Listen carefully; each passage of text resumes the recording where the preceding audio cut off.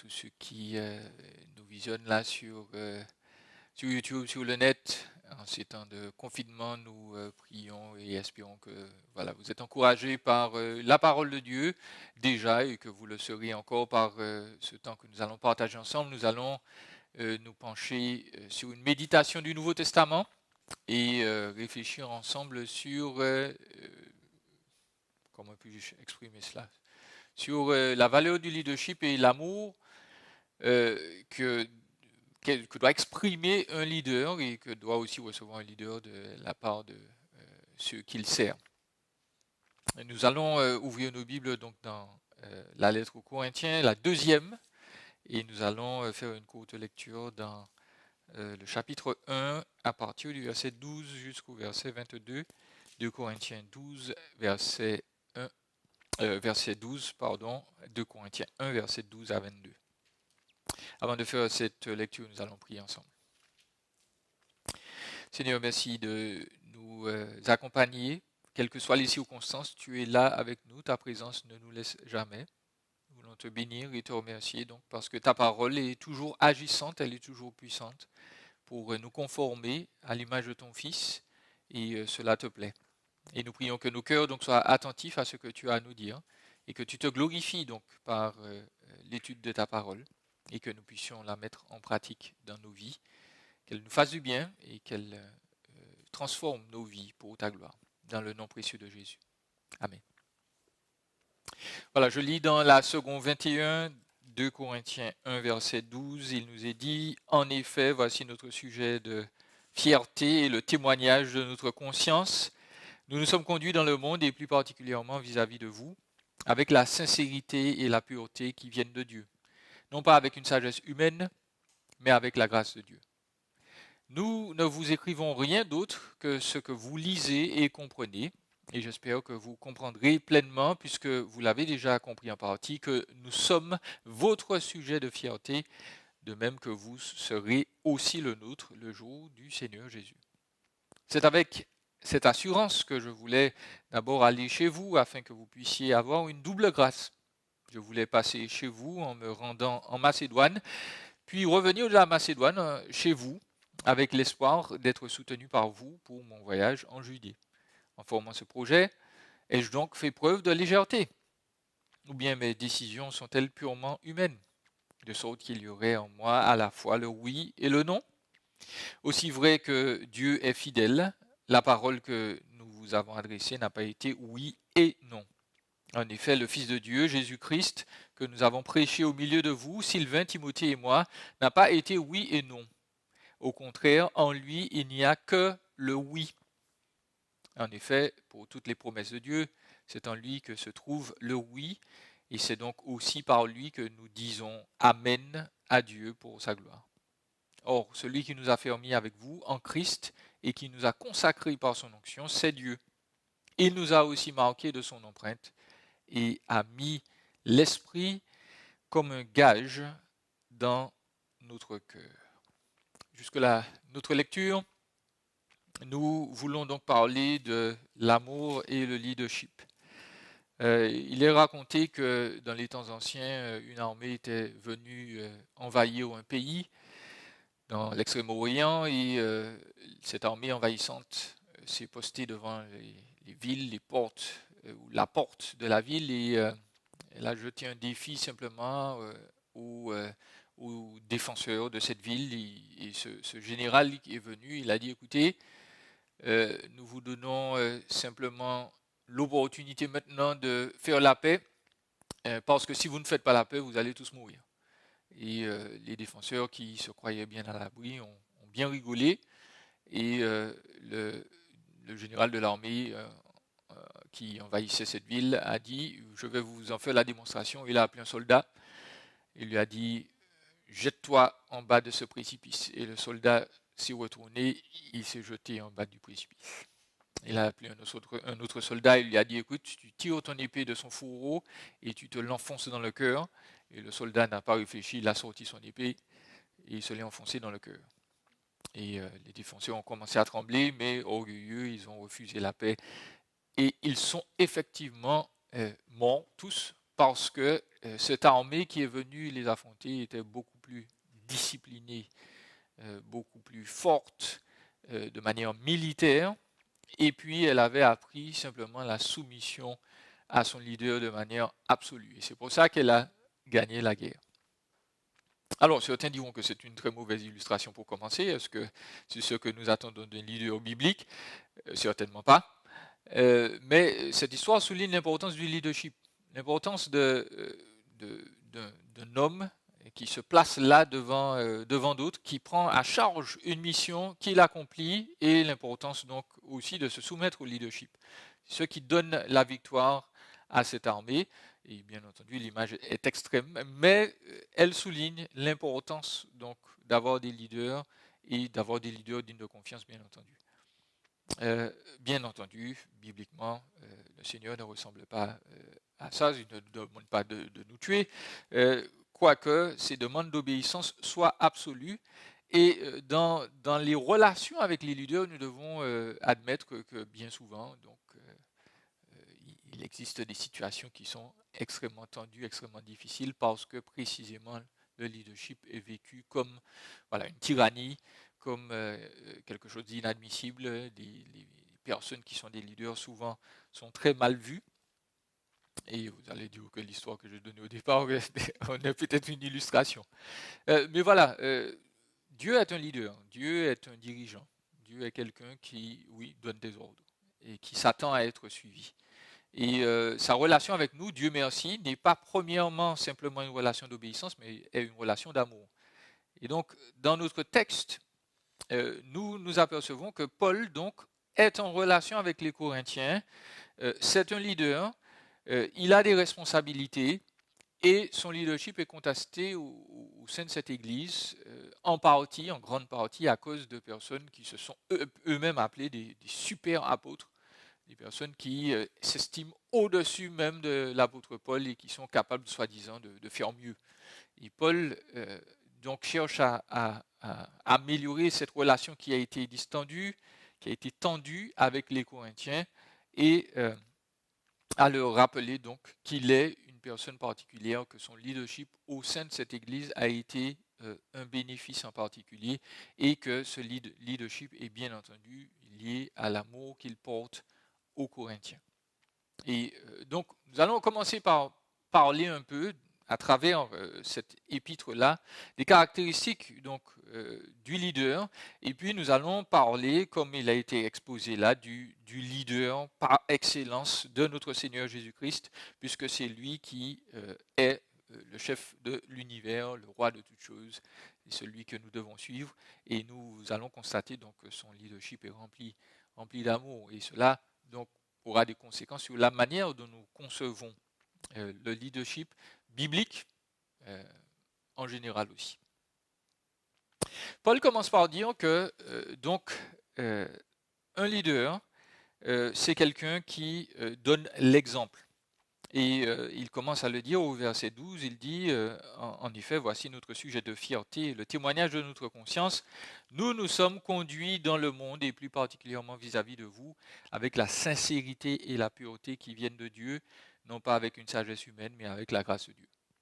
Donc, quand on est un leader, un meneur d'hommes, de femmes, on est quelqu'un qui est caractérisé donc par l'exemple.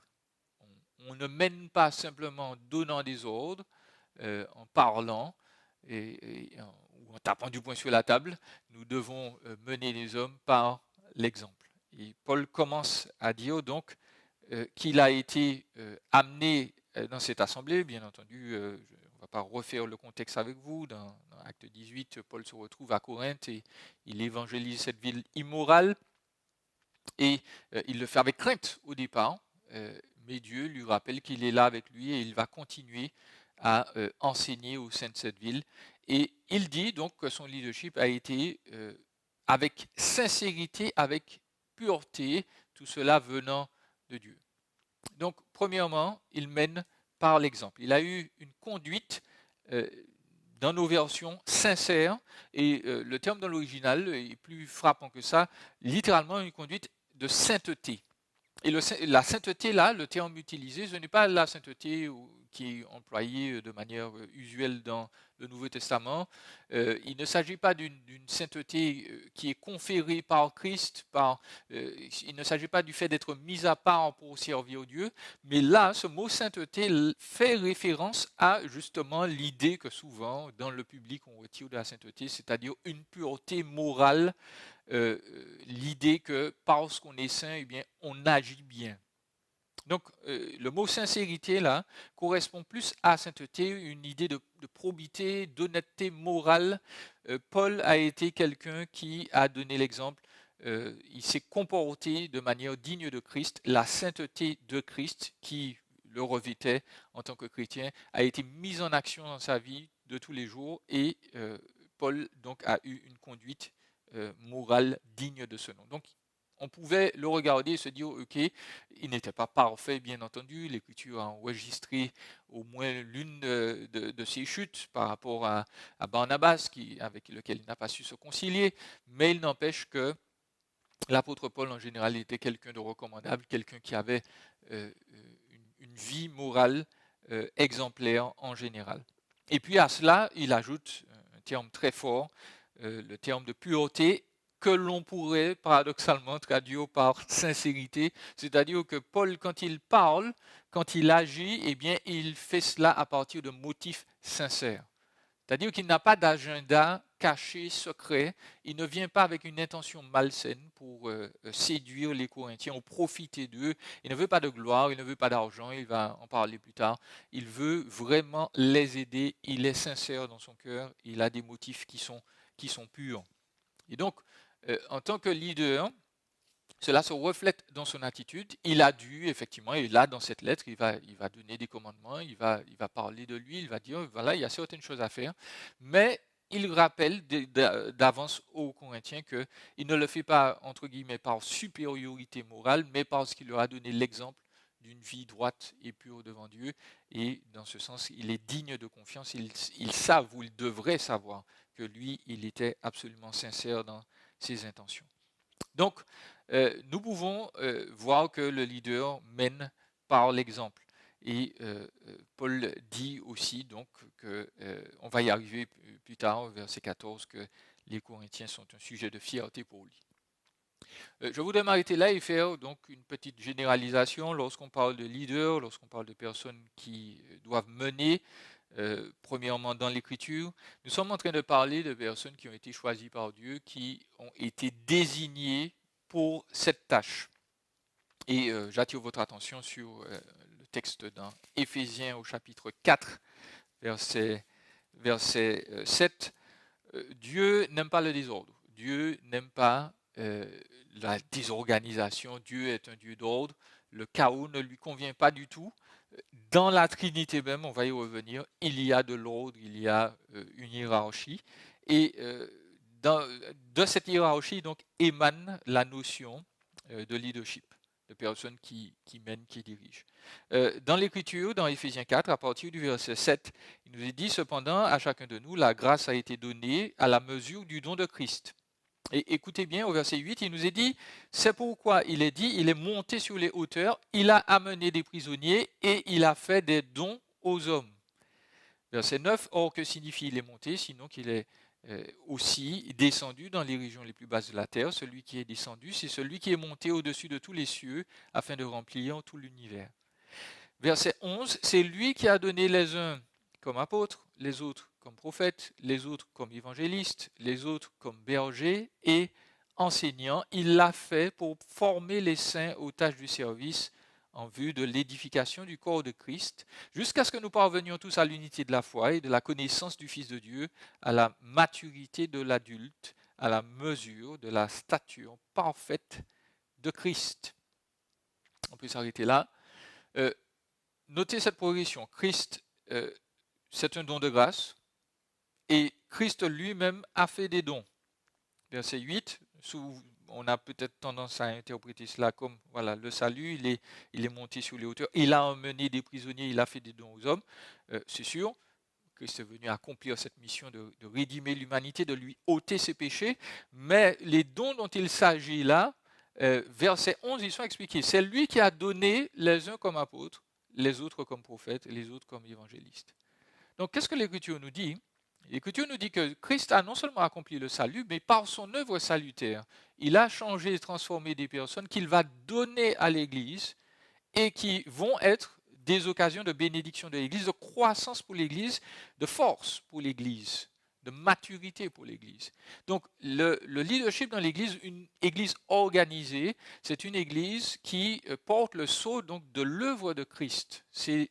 Les dons en question sont les leaders. Et ces leaders donc sont des apôtres, selon les époques, les apôtres et prophètes, ce sont eux qui ont rédigé, entre guillemets, le Nouveau Testament, qui ont consolidé l'Église. Les évangélistes existaient à cette époque déjà, ils existent encore aujourd'hui. Nous allons argumenter que les apôtres et les prophètes ne sont plus d'actualité, puisqu'ils ont un rôle fondateur pour l'Église. Les évangélistes, les bergers, les enseignants, par contre, viennent après. Ce sont aussi des dons que Dieu fait au sein pour qu'ils soient édifiés, pour qu'ils soient fortifiés, pour qu'ils soient unis, pour qu'ils soient matures. Donc, le fait d'avoir des personnes qui sont repérées dans l'Église comme leaders, eh bien c'est un don, c'est une grâce que Dieu fait à son Église. Quand elle grandit en maturité, il y a des individus qui ont reçu des capacités pour la diriger. Et le rôle de l'Église est donc de repérer ces individus et donc de les élever à cette place de leadership, de les placer là, de les former pour qu'ils soient là. Et ainsi, l'Église va grandir, elle va avancer, elle va mûrir.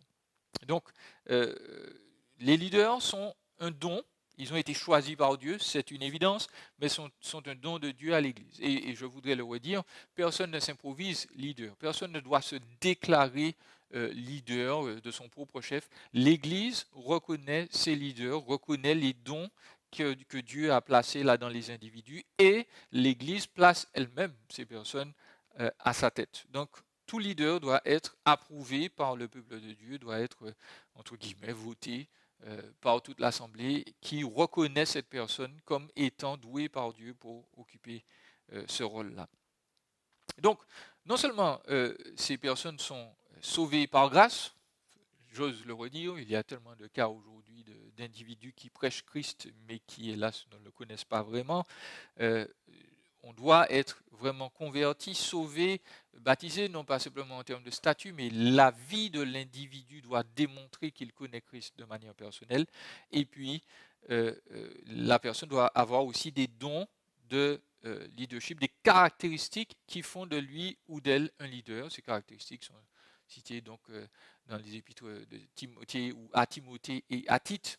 Je ne vais pas insister dessus, mais voilà, les leaders, en particulier dans l'Église, ont un don de direction ou un don de gestion, on peut dire ça, le terme peut être traduit ainsi, et puis, bien entendu, la capacité d'enseigner le peuple de Dieu, sans quoi ils n'ont pas de légitimité à être là en tant qu'enseignants. Alors, si je peux mettre les pieds dans le plat, le Nouveau Testament nous parle de leaders dans l'Église, d'enseignants dans l'Église, et nous devons souligner que ces enseignants donc sont en majorité, en particulier, des hommes. Je sais que ce n'est pas forcément au goût du jour, on nous parle de parité, on nous parle d'égalité. Oui, nous confessons, les hommes et les femmes sont absolument égaux parce que Dieu les a créés égaux. Ils sont tous les deux humains, ils sont tous les deux aimés, choyés par Dieu. Et les femmes ne sont en rien inférieures aux hommes. Les deux sont aimés de Dieu. Et il faut être clair, je suis pasteur, je le sais, et ce n'est pas une situation qui s'applique seulement ici en Martinique ou en France. Dans toutes les églises du monde, en majorité, il y a des femmes. Donc, nous ne disons pas que les femmes soient des personnes accessoires dont on n'a rien à faire dans l'église. Si nous en croyons les chiffres, il y aura peut-être plus de femmes au ciel que d'hommes. Donc, nous ne sommes pas en train de contester ce fait-là. Nous sommes en train de remarquer toutefois que l'Écriture démontre que les leaders en général restent des hommes au sein de l'Église. Non pas qu'une femme ne puisse jamais être leader, on va y arriver, mais nous disons que pour diriger l'Église et pour enseigner en particulier l'Église, le Nouveau Testament reste très clair. Dieu a choisi des hommes pour cela, encore une fois, non pas parce qu'ils sont meilleurs, mais simplement parce que cette distinction entre les hommes et les femmes et cette distinction de rôle concernant le leadership reflète l'ordre trinitaire. Regarde le passage qui en parle de la manière la plus claire dans 1 Timothée au chapitre 2, où à partir du verset 11, Paul s'exprime là, il parle de la manière dont l'Église doit fonctionner. Tout le chapitre 2 concerne donc le culte. Et il nous est dit au verset 11 que la femme s'instruise paisiblement dans une entière soumission. Je ne lui permets pas d'enseigner et de dominer sur l'homme, mais je lui demande de garder une attitude paisible. Donc certains peuvent bien entendu trouver ce verset ou ces versets urticants, mais voilà, il ne s'agit pas là d'une situation reléguée à une culture particulière ou à une désobéissance particulière des femmes, parce que Paul ajoute au verset 13, en effet, Adam a été formé le premier et Ève ensuite, et puis il ajoute, et Adam n'a pas été trompé, alors que la femme s'est rendue coupable d'une transgression. Donc il revient à la création, à l'ordre établi dès le départ, et il estime qu'une femme donc ne doit pas avoir dans l'Église de manière officielle un rôle d'enseignante sur les hommes de l'Assemblée. Là, le texte est très clair, d'enseigner ou de dominer sur l'homme.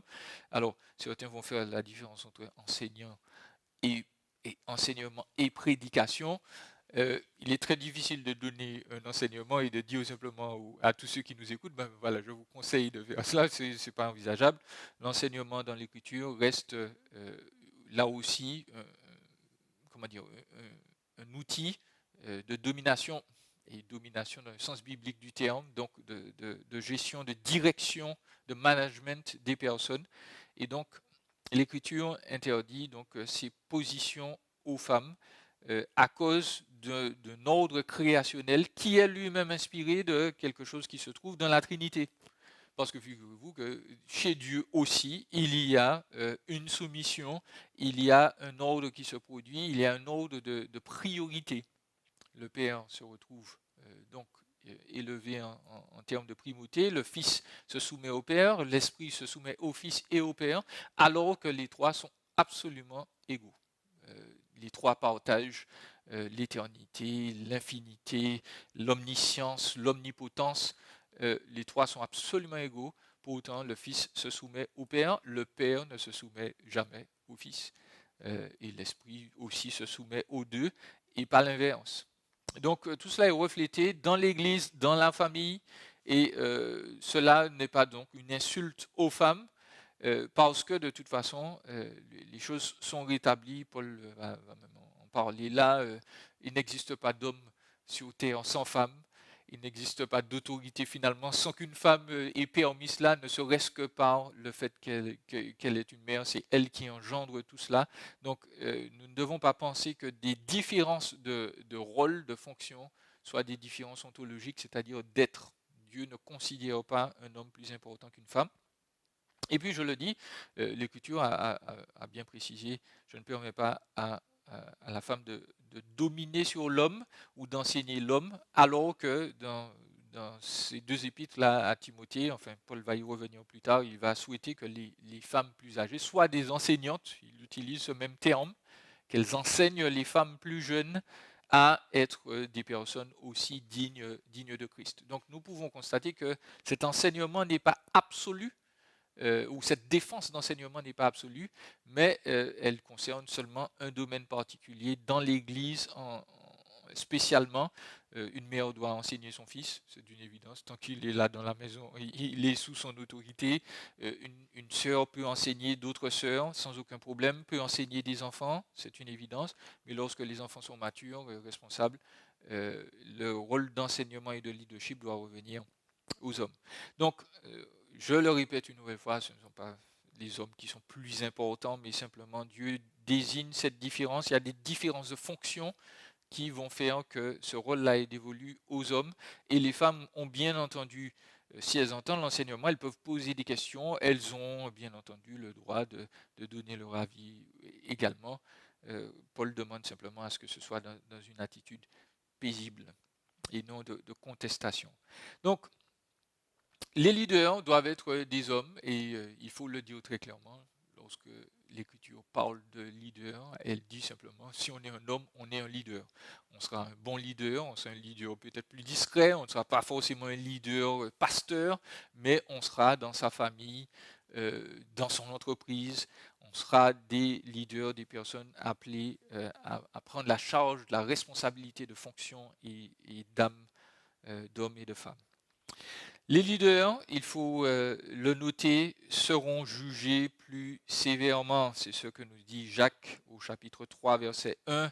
Ne soyez pas nombreux à vouloir devenir des enseignants, car vous le savez, mes frères, mes sœurs, nous serons jugés plus sévèrement. Voilà quelque chose qui doit faire réfléchir toute personne qui aspire à un rôle, à une fonction quelconque. Souvent, on le fait par désir de gloire, on pense au prestige, aux félicitations, aux recommandations des autres. L'Écriture nous dit, faisons bien attention, tous ceux qui sont en responsabilité de personnes seront jugés plus sévèrement. Là, c'est un passif divin, seront jugés plus sévèrement. Par qui? Pas par les hommes, mais par Dieu. Dieu, lorsqu'il a donné cette mission, parce qu'on est un leader, va nous demander des comptes plus précis et cela donc doit faire trembler tout leader. Je pense ne pas être le seul à être de cet avis, mais tous ceux qui sont pressés d'occuper des fonctions de leadership souvent n'ont pas pesé le poids de ce que cela implique d'être là devant le jugement divin. Paul dit effectivement que chacun rendra compte pour lui-même, c'est vrai, mais les leaders rendront compte en plus pour la tâche, la charge et les personnes que Dieu leur a confiées. Et cela doit faire trembler tout leader et non nous rendre forcément extatiques.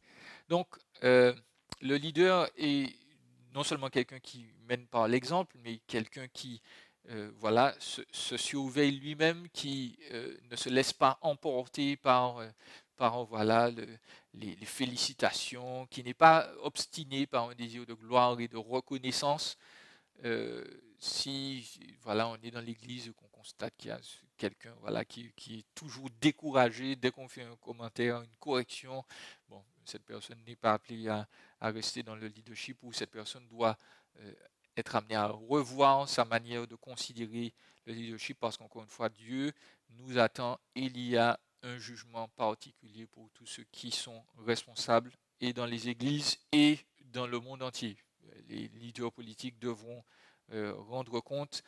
Si on était responsable dans son travail, on va devoir rendre compte. Si on était responsable d'un foyer, on va devoir rendre compte aussi. Et cela doit nous pousser donc à agir pour glorifier Dieu. J'aimerais terminer là-dessus en disant que forcément, vous avez probablement, dès que cette étude a commencé, eu le flash, une image d'un leader ou d'une personne qui était responsable et qui forcément a tout mal fait, a tout mal géré. Et bien entendu, il faut admettre que certains leaders ne sont pas exemplaires. Il faut reconnaître que certains d'entre eux voilà, ont été des dominateurs, ont été des gens vraiment cassants, des gens qui ont brisé les autres qui étaient donc sous leur responsabilité, et c'est hélas très triste, c'est une honte hélas pour le leader, surtout quand il s'agit d'un pasteur, d'un dirigeant de l'église. Cela ne devait pas arriver, et nous devons donc dire que hélas cela se produit. Si ces leaders sont là toujours à charge, ils doivent se repentir, ils doivent comprendre que le rôle de leader, c'est premièrement donc un rôle de montrer par l'exemple et non simplement de casser les autres par des commentaires. Et puis, il faut faire attention aussi parce qu'il y a des leaders qui font des erreurs plus ou moins graves. Ils ne sont pas forcément de mauvais leaders, mais comme Paul, par exemple, ils vont mal gérer certaines situations, certains problèmes, et ces personnes donc on doit leur dire, ça c'est une évidence. il est naturel souvent d'être sévère avec les autorités. On doit le leur dire, mais on doit aussi, lorsque c'est approprié, leur rappeler que voilà, il y a de la grâce aussi pour le leader. Pierre a été un leader pour les apôtres. Il a lamentablement échoué. Et ne voilà-t-il pas que Christ a forcément repris la chose en main et lui a demandé est-ce que tu m'aimes? Donc il lui a donné l'opportunité de se repentir. Et cela est totalement valide et nécessaire dans certains cas. L'autre chose que je veux recommander aussi à tous ceux qui voient les failles de leur leader, c'est de se rappeler que l'Écriture nous le dit, nous serons jugés avec la même mesure, la même règle que nous avons mesurée pour les autres. Donc si nous sommes de manière excessive, critique, toujours à trouver la faute, Dieu nous dit, il faut faire attention parce qu'il est absolument juste et notre jugement risque d'être aussi critique, aussi précis. Un jugement laser aussi nous sera appliqué si nous n'avons pas su être des personnes pleines de grâce. Et cela doit temporiser notre volonté souvent de casser. Les leaders sont en première ligne, c'est eux qu'on voit, et donc quand les choses tournent mal, forcément, ils sont responsables. Ils sont responsables de ce qui se passe. Ils ne sont pas coupables de tout ce qui se passe mal, mais ils sont responsables. Et c'est parfois très facile de pointer du doigt et d'abattre, de casser son leader, alors que pour soi-même, on a des choses à rectifier. Donc, il nous faut faire attention à cela. Je reviens à notre texte dans 2 Corinthiens au chapitre 1, je vous le citais tout à l'heure. Paul n'a pas seulement montré par l'exemple, il a aussi encouragé, il a aussi béni, fortifié les Corinthiens. Il leur dit, vous l'avez compris déjà en partie, nous sommes votre sujet de fierté, ça c'est une chose. Mais il dit, de même, vous serez aussi le nôtre le jour du Seigneur Jésus. Donc, Paul, là, il fait quelque chose qui est très important. Le leader, non seulement il montre par l'exemple, mais il encourage aussi. Il encourage beaucoup. Et Paul, là, emploie une expression qui peut être paradoxale pour certains. Nous sommes des chrétiens, nous ne sommes pas supposés parler forcément de fierté. Mais voilà, c'est bien le terme qui est employé ici. C'est un terme qui veut dire littéralement se gonfler la poitrine, être plus large. Quand Paul pensait aux Corinthiens, eh bien, il ne pensait pas simplement aux problèmes. Il pensait aux bonnes choses. Il pensait à ce qu'ils étaient. Et cela, il se dit, oui, le jour où Jésus va revenir, je serai fier de ces gens-là. Donc, il les encourage. Il ne leur dit pas simplement, eh bien, écoutez, voilà, ça va mal, vous ne faites pas les choses bien. En fait, il commence son épître en leur disant, non, vous êtes notre fierté, vous serez notre fierté. Vraiment, nous vous apprécions beaucoup. Il va le dire, voilà, nos cœurs sont ouverts pour vous. Il a un amour débordant pour ces personnes, alors que leurs relations sont tendues. Là, Paul écrit cette lettre parce qu'il y a un problème. Mais il leur dit, non, je vous aime, je vous apprécie beaucoup. Donc le leader doit être quelqu'un qui, certes, montre par l'exemple, parfois fait des recommandations, des réprimandes, mais il est quelqu'un aussi qui sait encourager, qui sait dire ce qui est important, qui sait valoriser, qui sait vraiment bénir ceux qui sont là sous sa responsabilité, leur dire vraiment, vous êtes des personnes qui me font du bien, vous êtes des personnes qui en Christ sont belles, il faut le dire. Et je tiens à le faire moi-même. Je suis dans une assemblée qui m'a toujours encouragé et soutenu, et je pense que c'est une bénédiction. Je sais que tous les pasteurs ne sont pas dans ce cas-là. Je remercie Dieu pour l'assemblée dans laquelle je suis placé. J'ai toujours été encouragé. Ce n'est pas pénible d'être dans le ministère. Mais voilà, il faut penser à ça lorsqu'on est un leader. Il faut dire aux autres combien ils comptent pour nous, combien ils nous apportent de belles et de bonnes choses, combien en Christ ils sont une bénédiction pour nous. Et puis, il nous faut, à l'inverse, se rappeler que les leaders donc, font souvent les choses, les vrais, les bons leaders avancent. Ils ne font pas les choses pour la gloire, ils ne font pas les choses pour les accolades. Ils ne sont pas désespérés à l'idée que voilà, personne ne leur dise « Ah, pasteur, quel merveilleux sermon !» Mais en même temps, il est de la responsabilité des chrétiens de s'encourager mutuellement.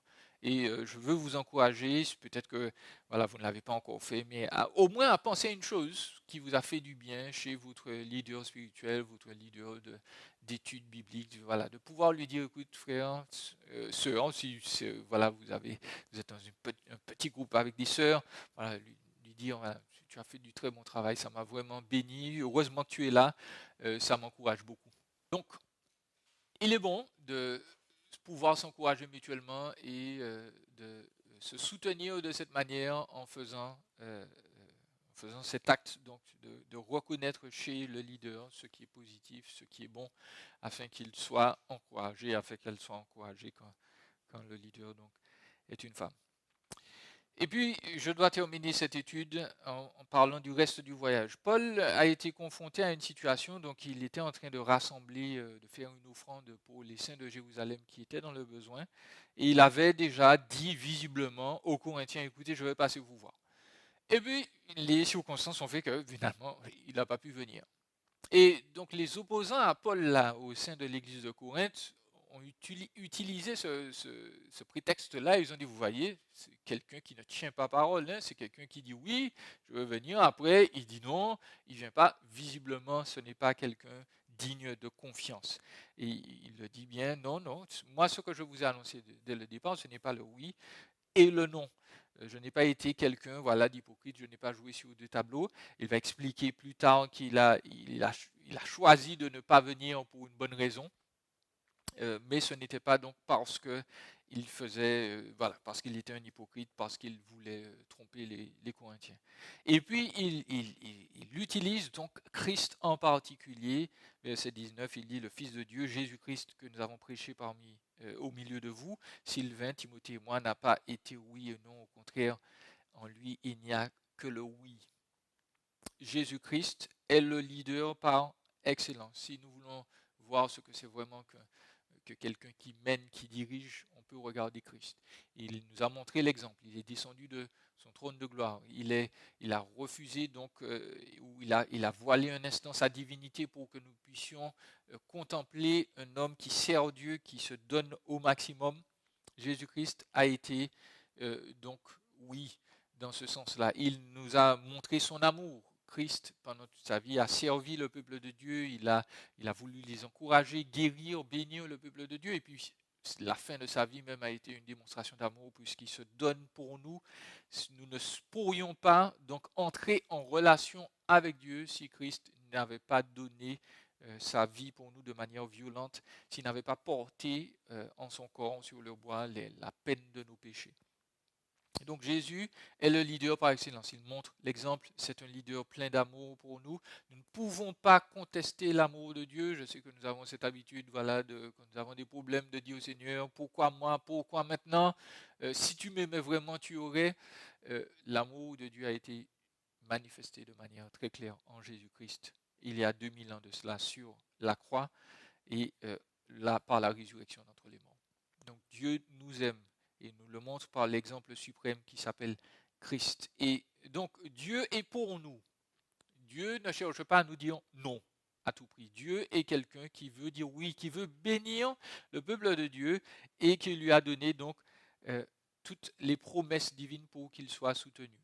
Et Paul enchaîne en disant que, en effet, pour toutes les promesses de Dieu, c'est en lui que se trouve le oui, et c'est donc aussi par lui que nous disons Amen à Dieu pour sa gloire. Qu'est-ce qu'il veut dire par là? Il veut dire que non seulement Christ est un leader, mais en plus, il souligne qu'en Christ, nous avons l'approbation de Dieu. Lorsque nous disons Amen à une prière, lorsque nous écoutons une prédication dans l'attitude, voilà, nous manifestons de manière audible le fait que nous sommes d'accord avec le frère qui s'exprime, qui enseigne, nous disons Amen.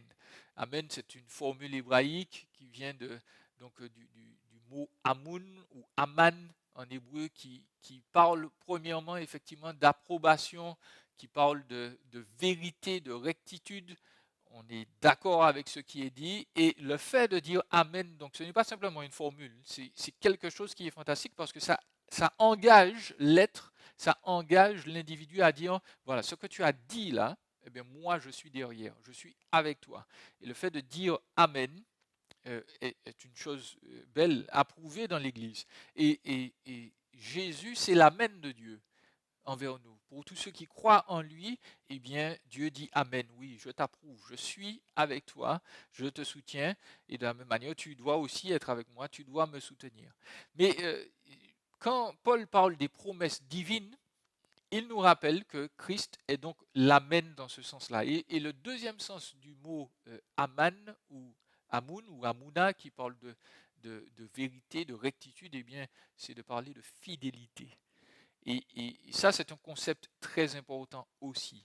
Parce que Christ nous démontre la fidélité de Dieu, non seulement en nous accordant le salut, mais aussi par la suite, lorsque nous allons vivre notre vie de tous les jours, eh bien, nous savons que nous aurons des défaillances, des moments où notre foi va vaciller, ou des moments où nous allons, voilà, nous éloigner de Dieu temporairement. L'Écriture nous dit que Christ est notre Amen. Il est notre fidélité, notre marque d'attachement de la part de Dieu, de loyauté. Dieu ne va jamais nous laisser tomber. Et cela, le chrétien peut se le rappeler. Le chrétien, qu'il soit en très bonne forme spirituelle ou en très mauvaise forme spirituelle, Dieu est avec lui. Dieu lui dit Amen, je suis là, je t'approuve. Mes promesses pour toi ne vont jamais échouer parce que en Christ, j'ai trouvé le moyen de te pardonner tes fautes. Je vais te relever, tu ne seras jamais trop loin de moi. Nous voulons le rappeler, l'Écriture est très claire là-dessus. Le salut que Christ offre, il est définitif, il est éternel. Quand Christ nous tient dans sa main, eh bien personne ne peut nous en ôter. Donc Christ nous démontre donc la fidélité de Dieu, il est un exemple pour nous. Il nous démontre que Dieu nous approuve. Nous avons été par Christ marqués de son empreinte. Et l'idée là, c'est que vous avez déjà vu ce concept. Il y avait des plaquettes d'argile qui étaient étalées, qui étaient façonnées, et puis on faisait rouler soit une bague ou bien un rouleau qui était l'équivalent de la carte d'identité de l'époque. Nous avons été marqués de l'empreinte de Christ. Nous lui appartenons. Christ a mis son sceau sur nous et nous le savons parce que l'Esprit de Dieu vit dans nos cœurs. Donc, pour conclure ce moment, nous devons nous rappeler donc que Christ est notre leader suprême. Et quand il est venu pour nous montrer l'exemple, il est venu aussi nous donner, en plus du salut que nous obtenons par la foi dans son sacrifice, il est venu nous donner des leaders, des personnes qui sont là pour amener son Église à aller plus loin.